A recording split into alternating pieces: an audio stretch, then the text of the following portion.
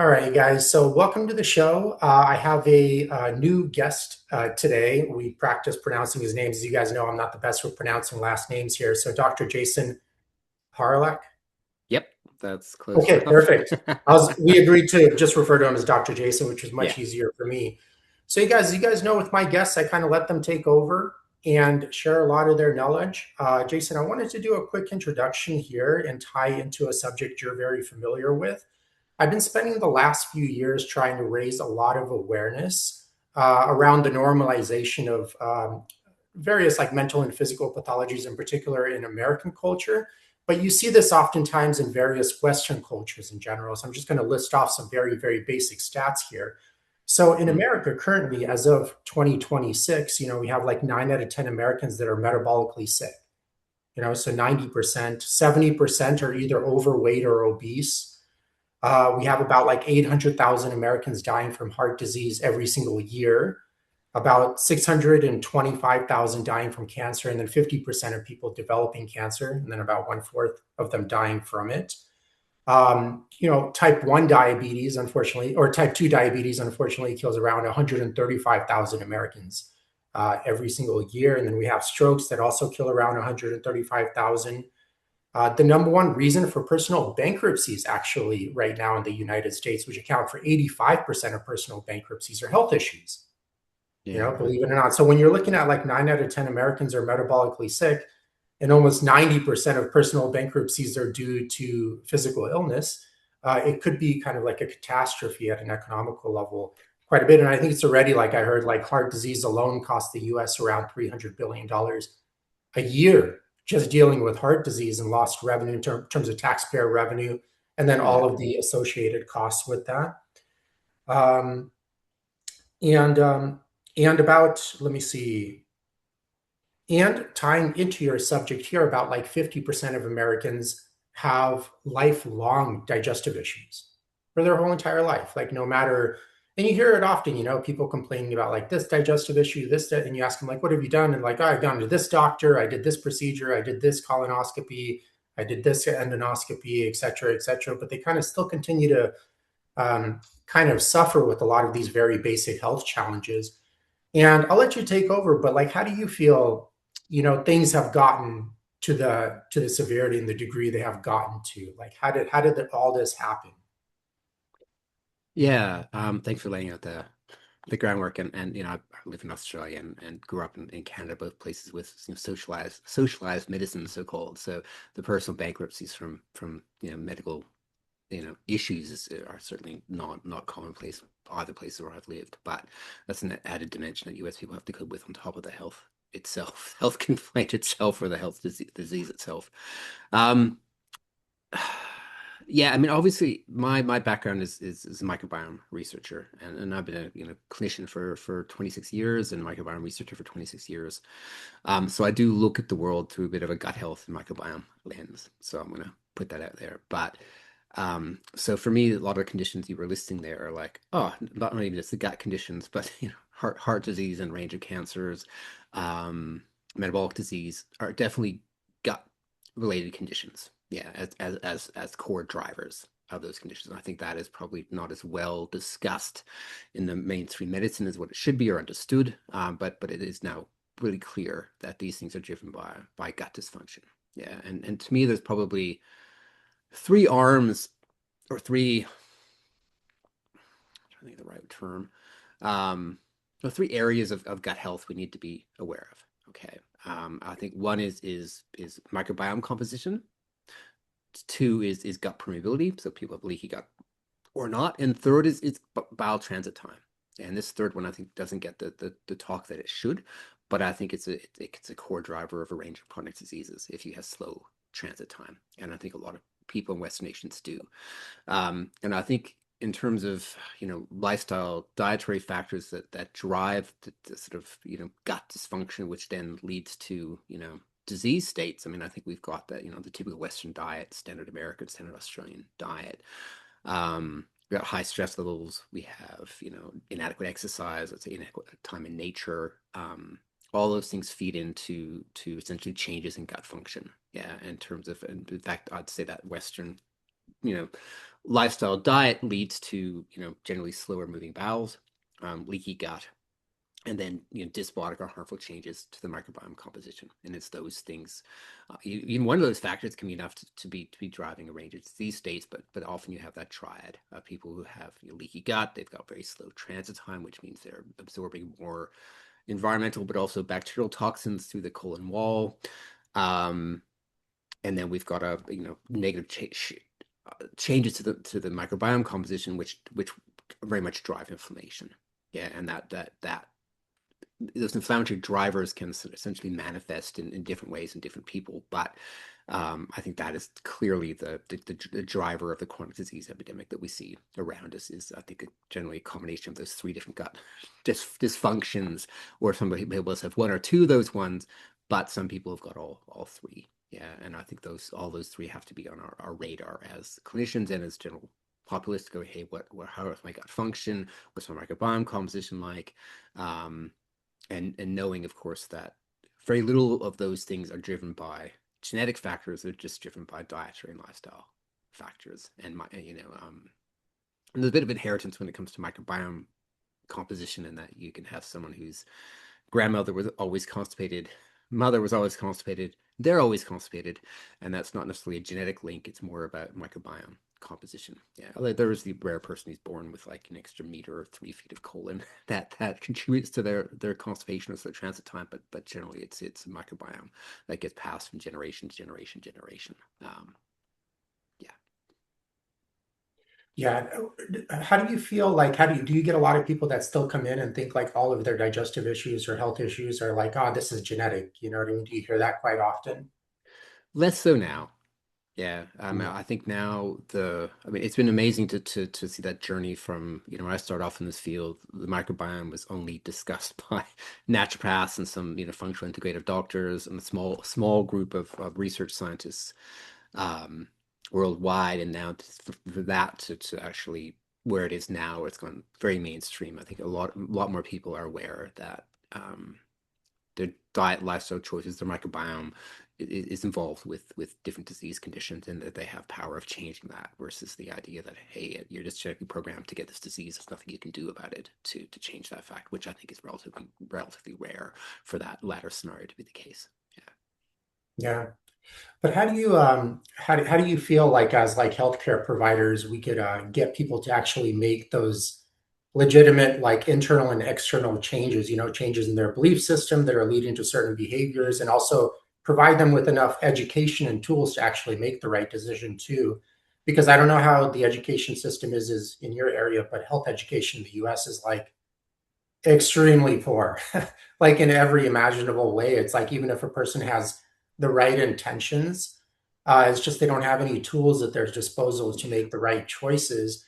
And unfortunately, I think these days social media adds multiple layers of unnecessary Yeah. complexity for likes and clicks, which confuse like a person that's entering. Maybe you can go on social media and know like, hey, this guy's a fool, I'm not going to listen to him, it's so Yeah. silly. But like a person that's just entering and looking for honest answers, but is like an electrician and doesn't have time to do the level of education you did throughout your life, they'll be like, oh well, this guy said the blue zone diet and this one peptide is going to cure my lifelong digestive issues. You know what I mean? And a lot of people honestly believe it and they do it, but then it's kind of provides them with a bunch of false hope and it doesn't work. And then they kind of fall back on like, ah, this is just my genetics and there's nothing I could do about it, or I'm too Yeah. far into the pathology or something of that sort. Yeah, I mean, I can't say Australia does health education well either from a population level. I mean, I think it's similar that most people really don't know how to look after themselves that well, and when they start, as you said, start looking at it, particularly today, like I was often discuss this with my colleagues, but when I first started out, a lot of what you're doing is education to patients. Now it's actually re-education. You're actually going, you have to bust these certain myths, go, no, that's not right, that's not right, that's not right. This stuff here is what the main your focus should be for you, and these are the things that are driving your condition. And I think that's been the negative of one of the negatives of the social media age is that people can't, unless you're well trained, you can't discern good information from poor out there, which makes it really hard to navigate. The plus side is there's lots of good information out there too. It's just that it's really hard for you to find that if you don't have a good level of training and critical analysis sort of built in, and most of us don't have that when it comes to health information. You're right. Like, they're trained to be an electrician or a plumber or whatever, and they're brilliant in those areas. They know a hell lot more than me in those areas, and they can navigate through that. But they have a harder time navigating through the health aspect. And it's just the reality is that we all have bodies that we have to look after, and we're not really taught very well how to do so. Yeah, from the early onset, in the modern world. It's generally our education systems about how you get a job and make money and pay taxes for a number of years of your life. That's the main objective of the education system, rather than helping work on a range of other aspects that we're poorly trained in, like stress or management, or how we get adequate exercise, a bunch of different things that we're poorly trained in. Yeah, I always thought like, it would be actually like fairly easy to teach like basic health principles like elementary school through high school. Like, hey, this Yeah, is like what real whole food looks like, you know what I mean?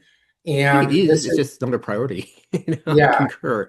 Yeah, like Well, why don't we have in classes around those things from dot onwards? I mean, I hear stories and I haven't looked into it, but like places like Japan, apparently they do that, of going okay, and they do cooking classes all the way through. So by the time people graduate, they can know what's healthy and know how to actually make healthy food, and that's not the case for the Western education system. And in Canada and Australia, the ones I'm most familiar with, that's definitely not, yeah. what people graduate, that they don't have that skill set. No, those skill sets.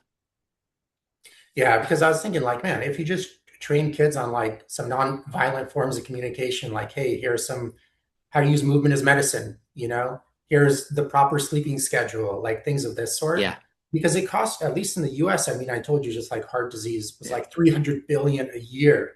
I'm like, dude, if you yeah, just took even a fraction of that money and put it back into educating kids on just how to become their own mechanic, basically, on like yeah, basic stuff, first of all, you can probably have a universal healthcare system because people will honestly only use it if it's an emergency, you know what I mean? yeah, Instead of just being overwhelmed with just chronic metabolic health issues, which are like the ABCs of staying healthy, but yet 9 out of 10, like Americans, I'm sure the ratio is probably yeah, roughly the same in Australia.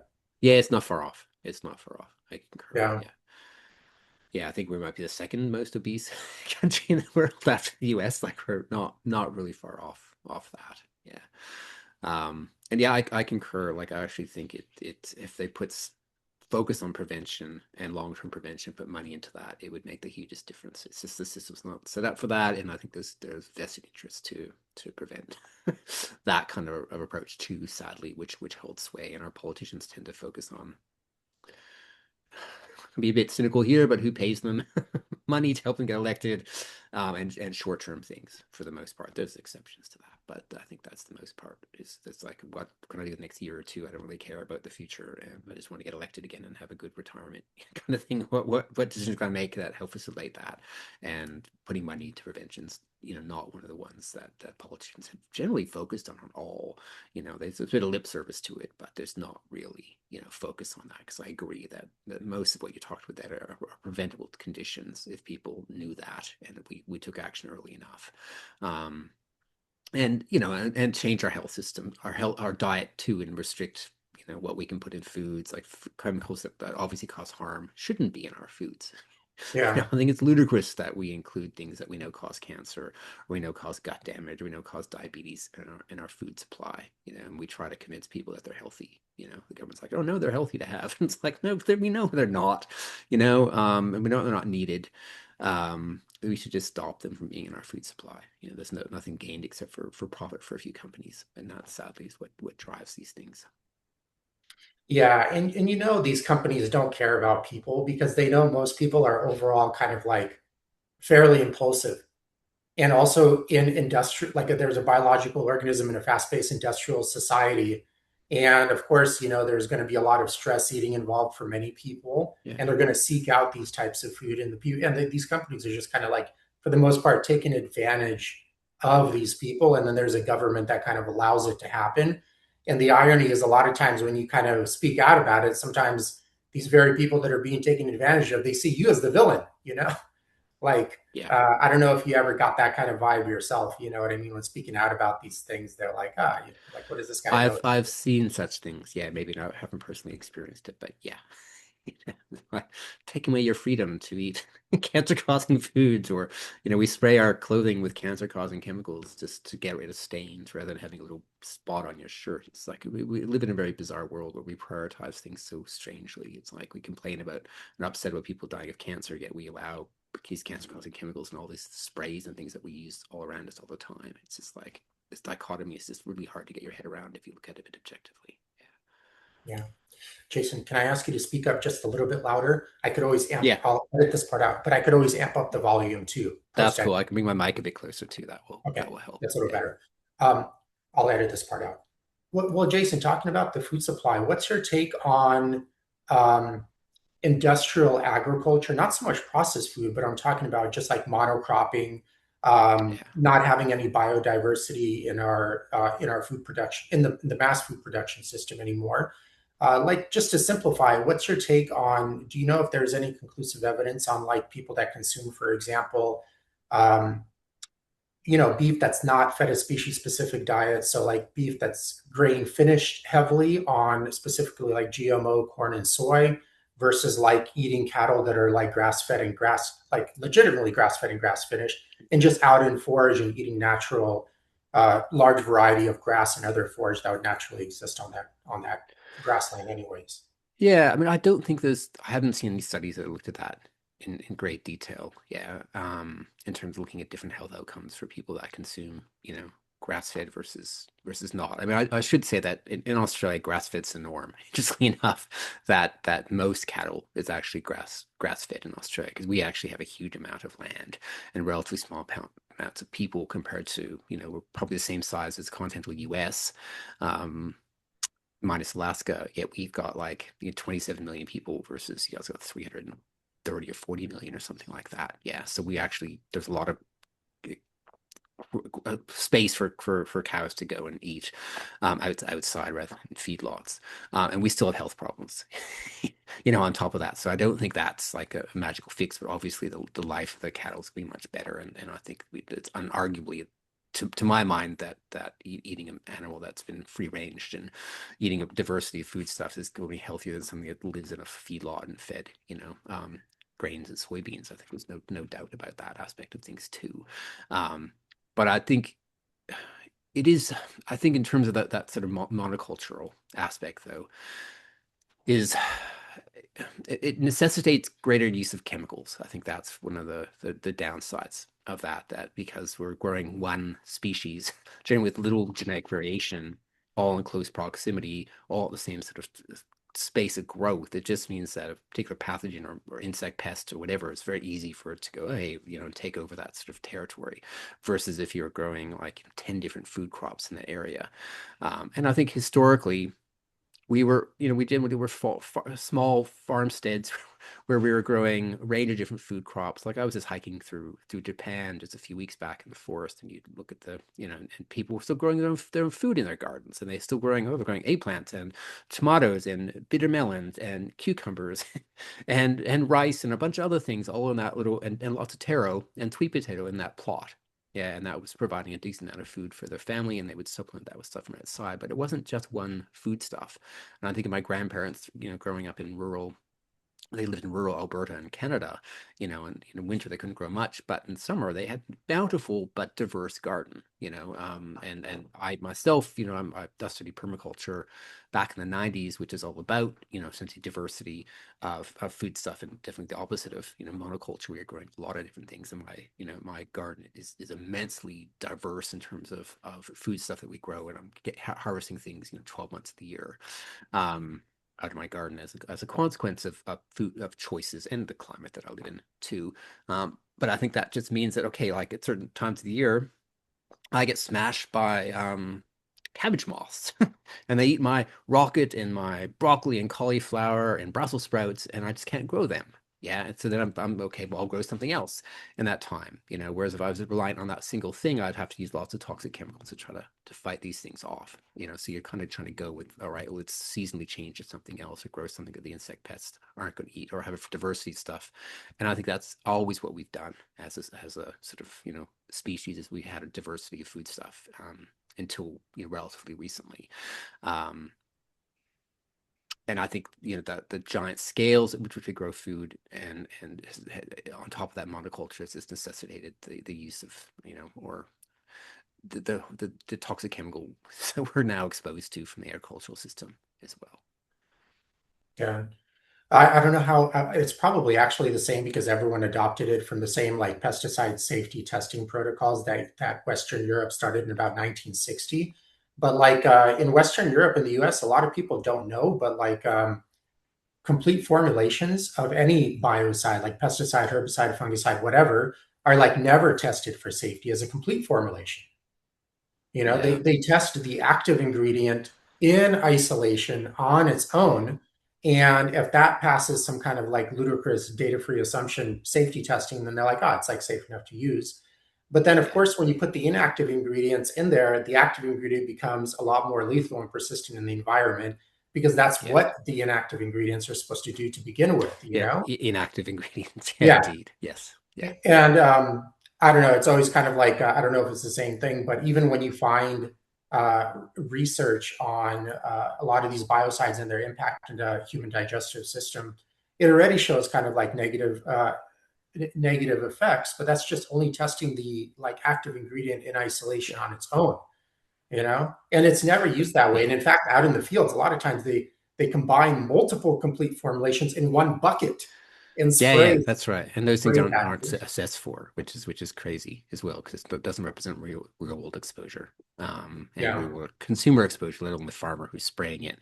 It's also then people who are harvesting it, but also the people that are eating it. None of that stuff I think is properly assessed. I concur. Yeah, it's unrealistic way of assessment, and it's also again there's so much vested interest in that whole area too. And this is things that are frustrating.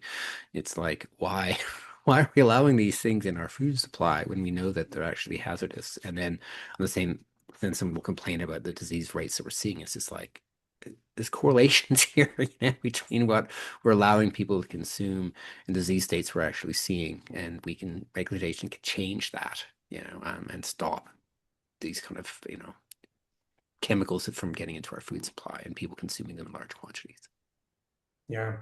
Have you researched extensively the impacts of these, like any of these chemicals on any aspect of the digestive system? I mean, there's not.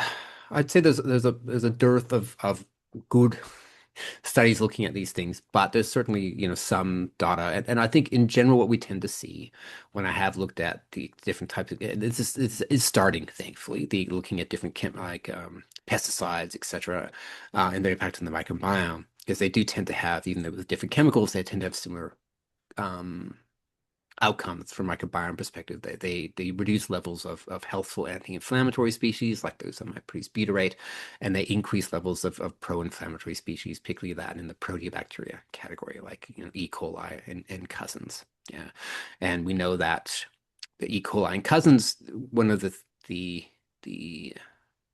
um, inherent qualities of those species is a very pro-inflammatory structure to the cell wall. They're very high in endotoxin, and their endotoxin is very pro-inflammatory. Yeah, and there's so many conditions now we link to having too much endotoxins floating around in the bloodstream, and we see that there's a few things that drive that. Antibiotics can drive that, but these sort of food chemicals tend to consistently do that. Even like artificial sweeteners, dietary emulsifiers, environmental pesticides, they all drive a similar dysbiotic picture that we've increases these pro-inflammatory proteobacteria and reductions in anti-inflammatory butyrate producing species. Yeah, and that is a very bad, combination. And I think that combination of microbiome changes definitely we see as drivers of a range of different conditions. Yeah. I think, endotoxemia is now linked into it, where we have too much endotoxins in the bloodstream to things like fatty liver, to obesity, to osteoporosis, Parkinson's disease, multiple sclerosis, type 2 diabetes, rheumatoid arthritis, heart disease, all linked to having Alzheimer's disease, to having too much endotoxin in the bloodstream. Do you have, I mean, personal question here, do you ever get like frustrated just seeing how many people struggle with a lot of these issues like their whole entire life and it seems to be like no end in sight?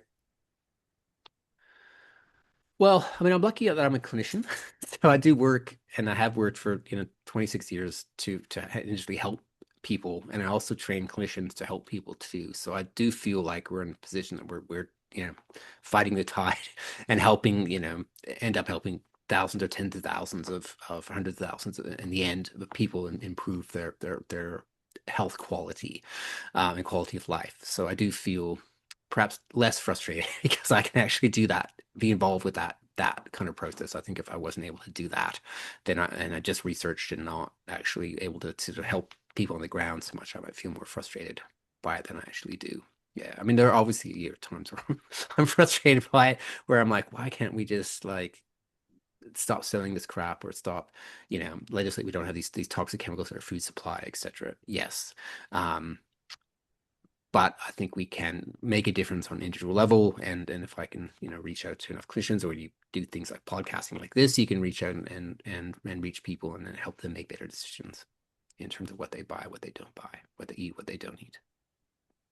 Yeah, unfortunately, I always go by the saying like sick people can't make healthy decisions or they wouldn't be sick to begin with, oftentimes. And a lot of our leadership, they're very kind of unwell, like physically and a lot of times mentally too. So obviously, any kind of Yeah, decisions they make are going to be from that unsustainable, not very facilitative of health kind of lens. So it yeah, kind of makes sense that they're approving a lot of these decisions because they're probably, first of all, just thinking about money and power. yeah. I know. And Yeah, I always find too, like most leaders think very short term.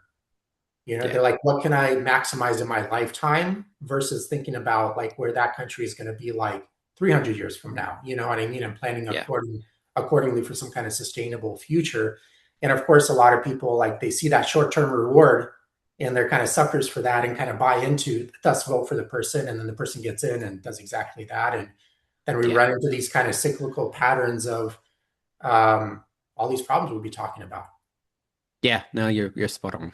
And I think politics in general seems to attract those people that are more into the power and money side of things rather than those that are, and particularly who can get in, rather than those who are, fighting to make the world a better place, or, there are obvious exceptions to that, but they are almost like restricted. It's like very hard for them to actually get in and change things, even if they do get in, because there's so much vested interest in keeping things as they are, because there's a lot of money to be made in the current setup. That's the reality, from, big food, big pharma, it's a lot of profit there. And so changing that is not an easy thing to do. Um, well, another, I don't know if it's the same thing kind of like in your area, but another huge issue is overprescription of pharmaceutical drugs in the Mm, US. Like right now, 80% of Americans are at least on like one type of pharmaceutical drug.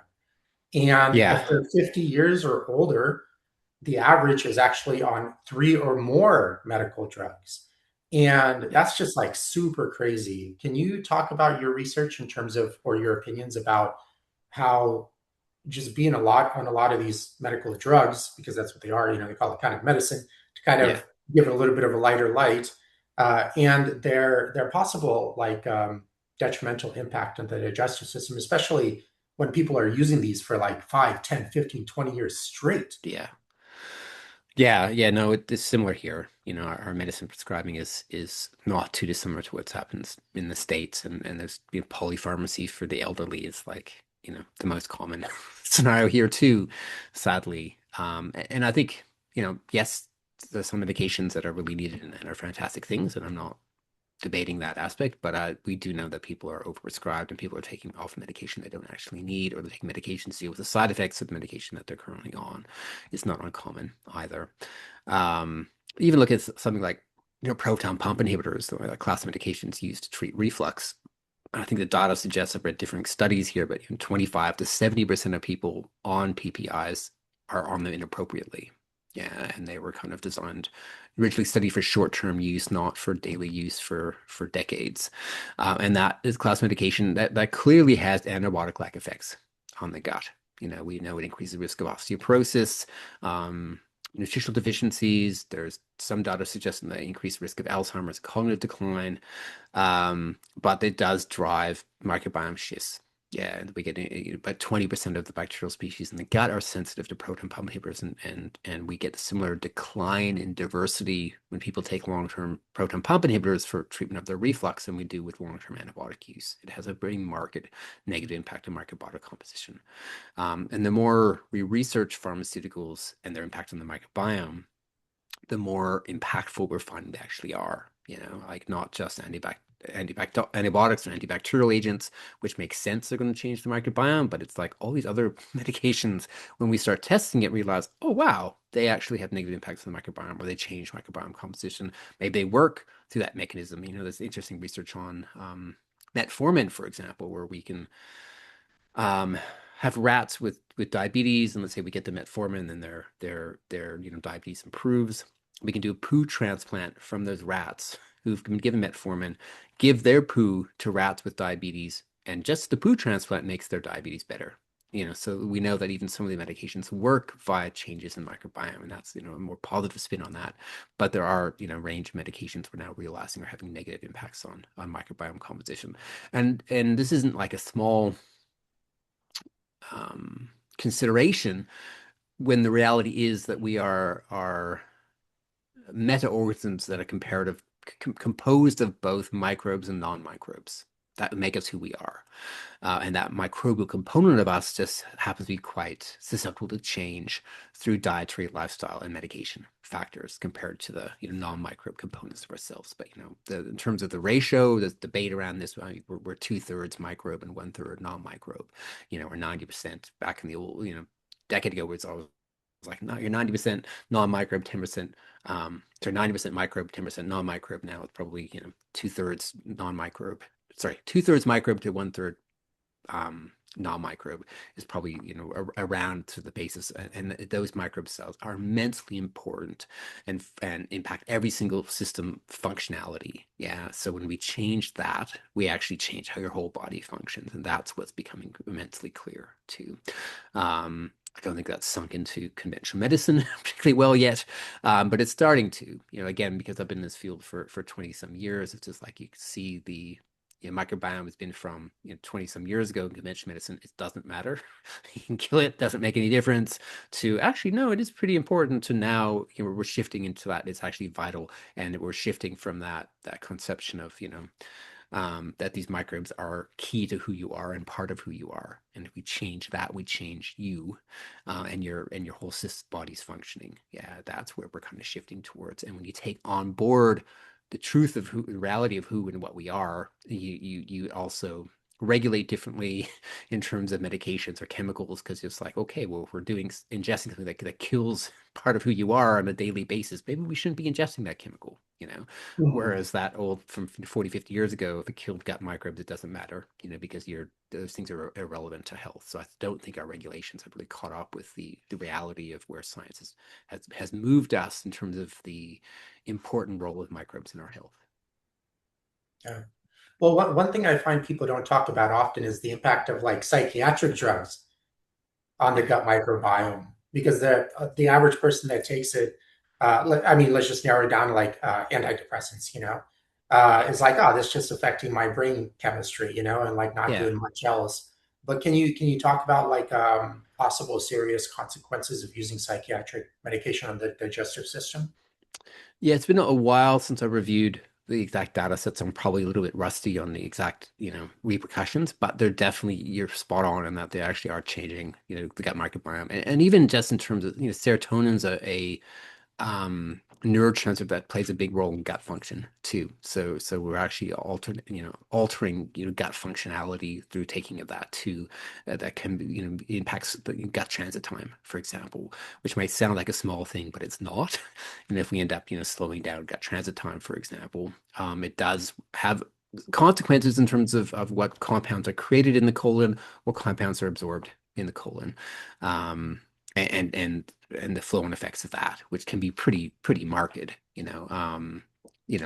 for example, lipopolysaccharide or endotoxin from gram-negative bacteria is a mitochondrial toxin. It actually interferes with mitochondrial function, and you've got thousands of mitochondria in each cell in your body, and that's really what's driving normal functionality is having proper mitochondrial function. And if you're something slows down your gut transit, you're going to be absorbing more endotoxins, and that's going to be negatively impacting your mitochondrial function. Yeah, and endotoxin could also damage your blood-brain barrier, and actually drive brain inflammation as well.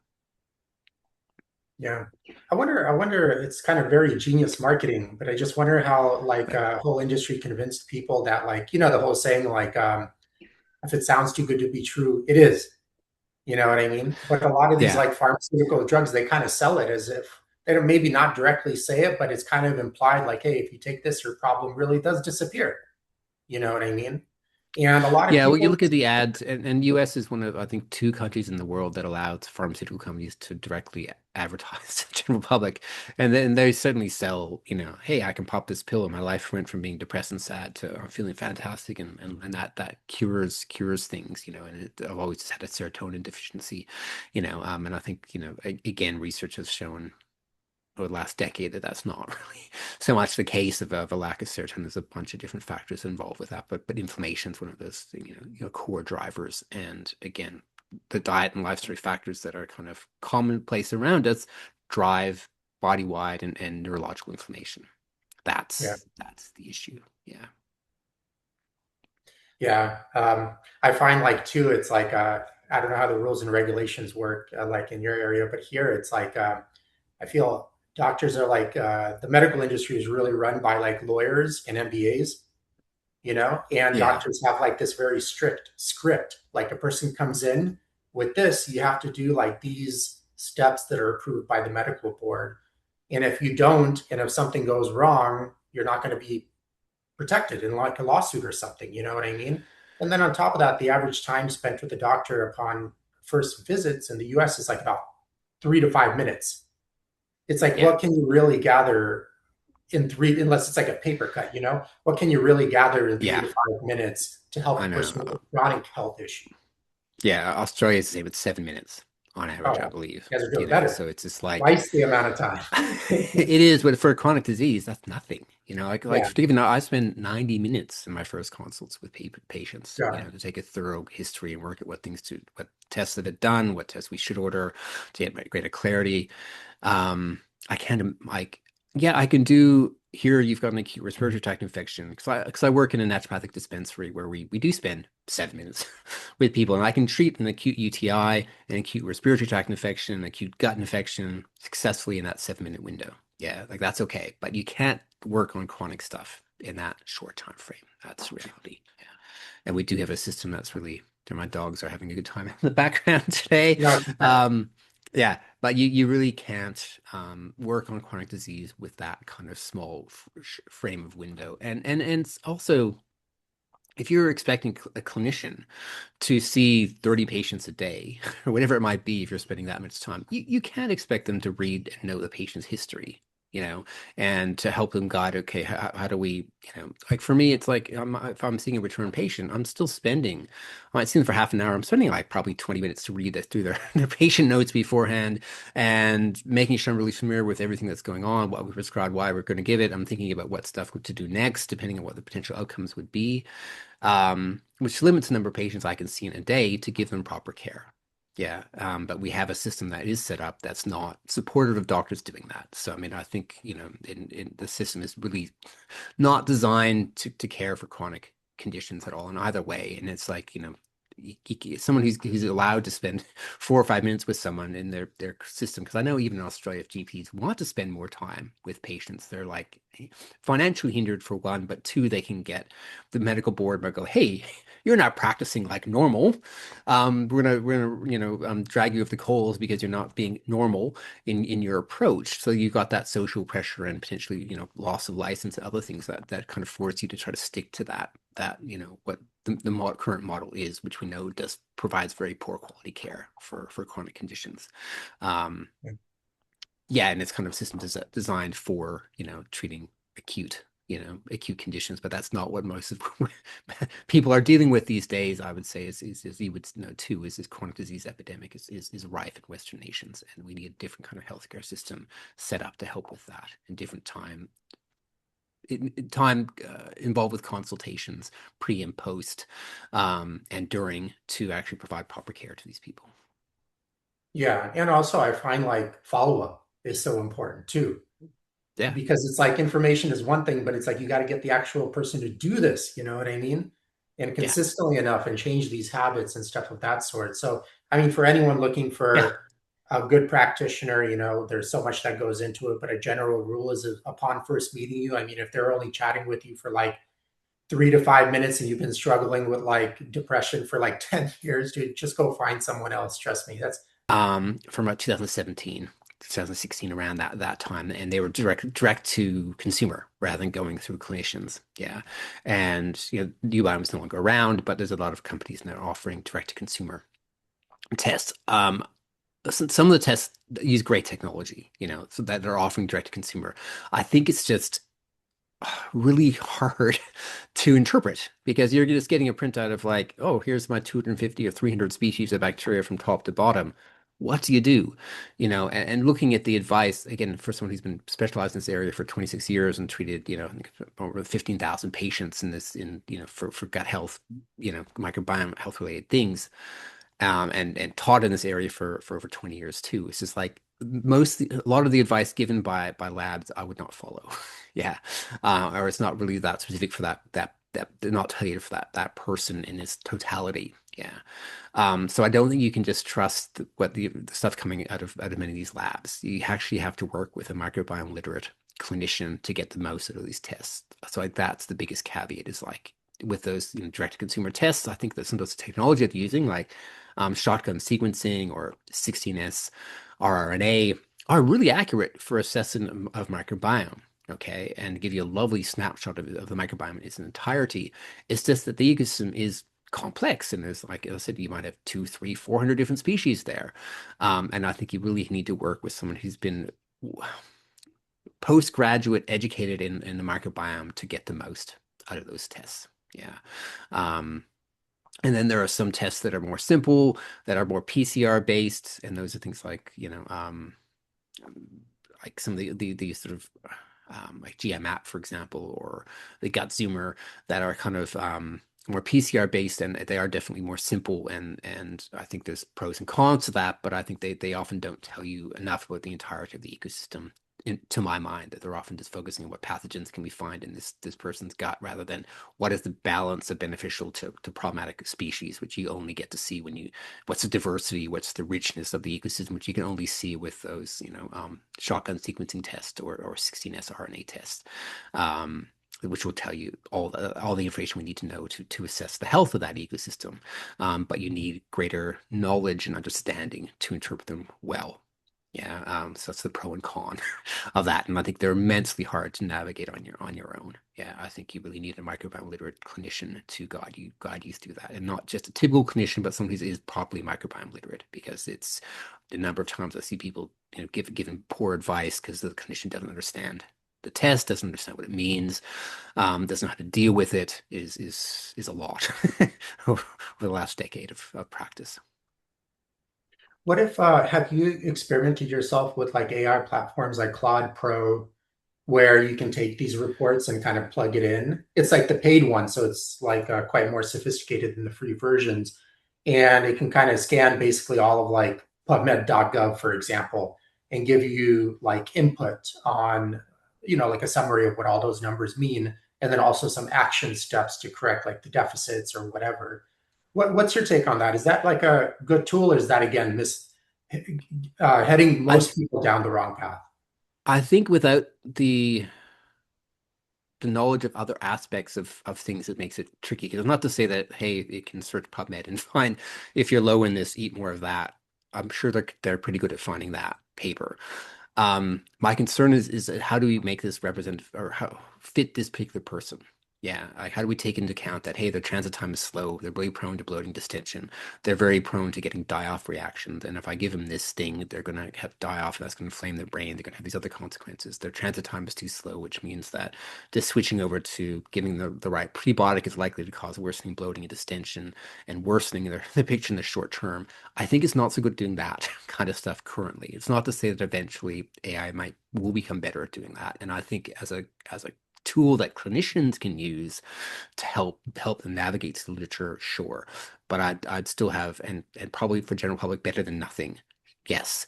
But I'd still have concerns currently about getting the best quality information from that versus working with someone that's well trained in the area, is with literate and has seen lots of patients. 'Cause it's one of those things that when I first started off as a first years of practice, I was unaware of how important experience is. Now, 26 years on, it's like that's actually it makes a big difference because you can kind of see patterns. You can you know what doses to start with and how to build up. You know what doses of curcumin to use for acute ulcerative colitis versus chronic ulcerative colitis. Just those things that you see over thousands of patients, and you start seeing um, patterns. And I don't think AI's got that. It's got like it can search some information or search some Reddit forums and come up with information. Um, and I found even I was just doing a update for one of my lectures the other day, and I was like, okay, I'm going to use Grok, I'm going to use Claude, I'm going to use ChatGPT, ask him the same question, find me random human research found from 2023 onwards showing these supplements impacted the self-vibrio populations, and I gave them this exact same prompt, and they actually gave me different answers. Each one, which oh, this is interesting, and did it make my search the literature a bit easier? Did it come up with came up with one paper that I wasn't familiar with? It did, so like I'm okay with using it that way too, of supplementing my own sort of literature. But I just found it fascinating that each one gave me different answers to that too, even though they're AIs and they're researching the same kind of literature. Um, yeah, so and I think that there's certain things that I can currently do well, and certain things I think again in 5 or 10 years time it'll be a different situation there too. Yeah, I find one negative about using AI to solve your health problems is like it tends to side with you all the time to be kind. I don't know if you notice that when you're playing around with it, but inevitably, like when a person is struggling with a chronic health issue, there's like something in their belief system that's making it okay for them to do some behaviors that are leading to health issue ABC. Yeah, And yeah, I find um, the AI agent will be like a yes man and kind of further agree yeah, with those very same behaviors. You know what I mean? Because it doesn't kind of talk like a good practitioner will tell you, like, no, you're actually wrong, and this is why yeah, your thinking is wrong. And this is why you keep struggling with the same issue for like 10, 15 years already. But yeah. I haven't had an AI agent talk to me like that yet. You know what I mean? And it should. No, It should be it that should. neutral, Yeah, caring mentor. You know what I mean? yeah, but they're not designed to do that currently. Yeah. Again, that might be different in the future, but agreed at the moment that's not what they do. Yeah. Well, last question, and this is kind of like it goes back a little bit to the beginning of our discussion. Hmm. Do you find like when I kind of like from time to time just still study like tribal societies here and there that exist, that live like people live like 15,000 years ago or 20,000 years ago, like not much has changed for them. And Yeah, the Hadza was like one of them. yeah, yeah, And I saw that they had like no chronic digestive issues, and no metabolic health issues. Even like a lot of their teenagers don't have acne. You know what I mean?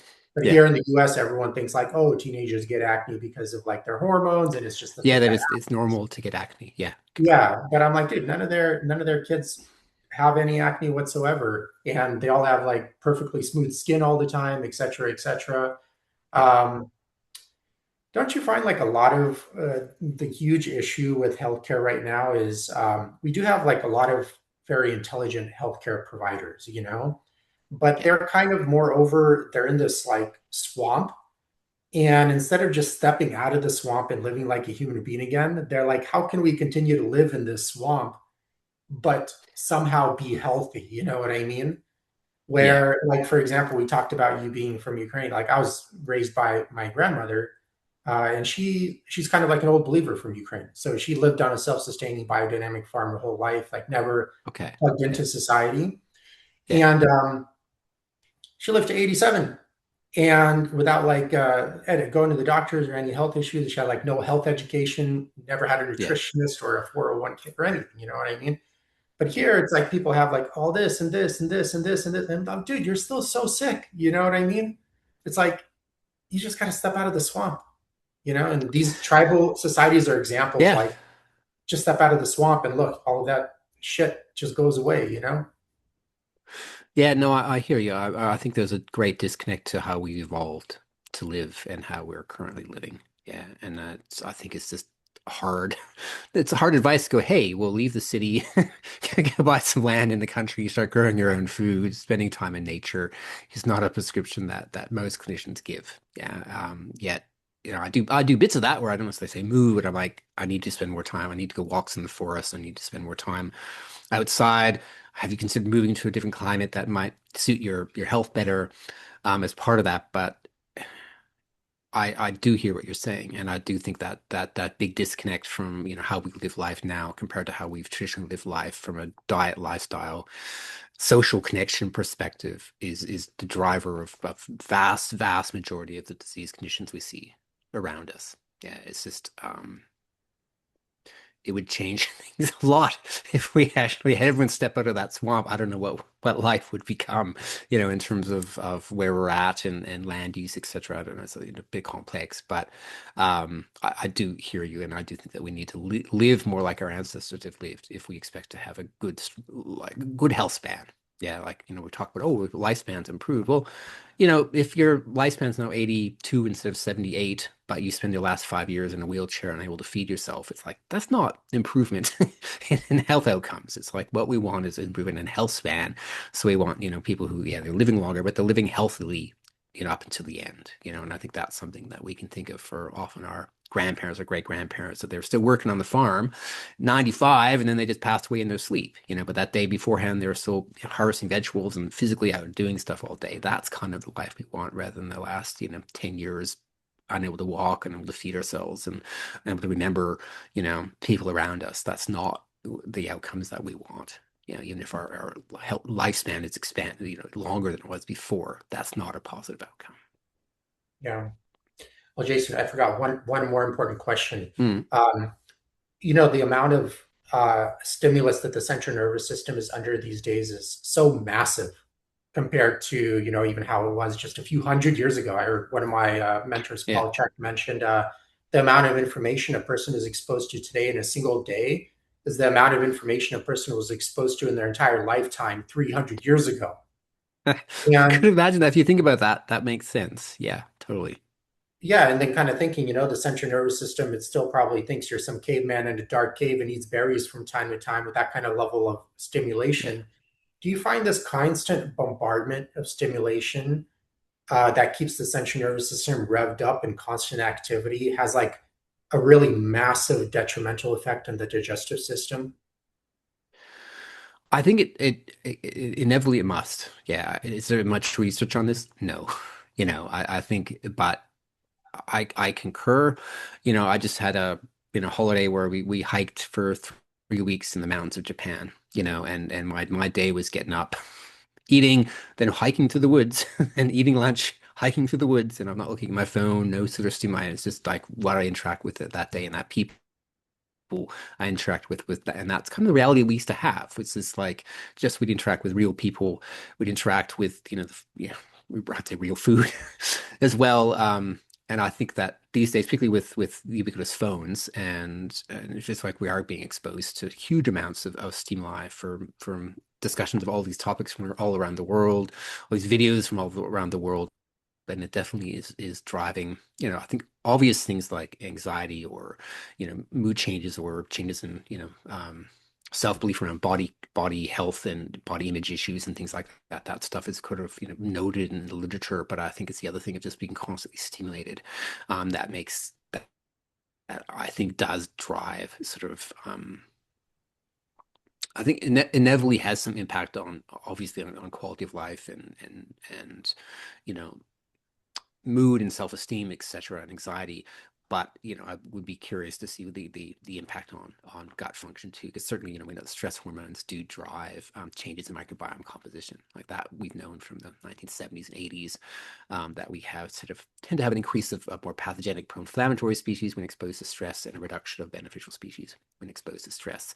You know, but as we were discussing before, stress in the past was being chased by a bear or something like that we've all, it's like relatively short lasting, acute, and then boom, it's kind of Mhm. over. Whereas now it's like we're just looking at this all day and we're just getting chronically stressed and watching TV chronically stressed, and it's just is and never mind, you might have other things on top of that in terms of work and relationships and things that are adding to that. But there's always something, that they're sharing that's almost designed to cause stress and anxiety and worry and concern, that's driving, that sort of stress hormones. So I could certainly see that connection between that. The one thing I loved about my holiday was not looking at my phone. I'm not looking at emails, I'm not looking at social media. I'm just going to be in nature. I might look at my phone to grab, where we eat dinner, something like that. I use it for good, but not using it for the other things that are going to, take me out of where I'm at now, and living in the present. Because that's the other thing too, of just saying have that capacity. I was just, hiking to the woods, and you're out there in the woods for, start walking at 7 in the morning and you finish at 7 at night often. So you're like just 12 hours of just being outside in nature, being present in the moment. You're hiking up these really steep hills. You're present in the moment. Exhausted, you're present in the moment. Because I think, Yeah, you can't quite not these be present when you're completely having almost a cardiac arrest. I'm just kidding. From hiking up mountains, it kind of are. Uh, yeah, you're carrying a heavy bag. It's like your yeah, legs are aching. It's just like you are there in that moment. And I think that's some reason I love those sort of, pilgrimage type hikes that my family often does, because it just takes us completely away out of the modern world, and helps you to be present in the moment. Because I think that's something that we often can't do, is be in that moment anymore. We're in the past, we're in the future, stressed and worried all the time. And industry's based on having us stressed and worried and thinking about the future and things like that too, rather than just being here and now and being content with what we have, who we're with, etc. yeah. Well, Jason, thank you for being on the show. Are there any other topics you would like to cover? I'm happy to go in it whichever direction you like. No, I think it's good. Like I think we've covered lots of interesting things. We had a very, dynamic, broad discussion, which is good. Nothing that I can think of, no, that we haven't already Yeah. covered adequately. Yeah, and for listeners, I'll include all of Jason's links below. So if you want to contact him or get in touch with any of his courses or anything of that sort, you have that available. Well, Cool. thank you, All right. everyone. Thanks. Let me just plug this in and have a good one. Yeah, take care, everybody. Thank you.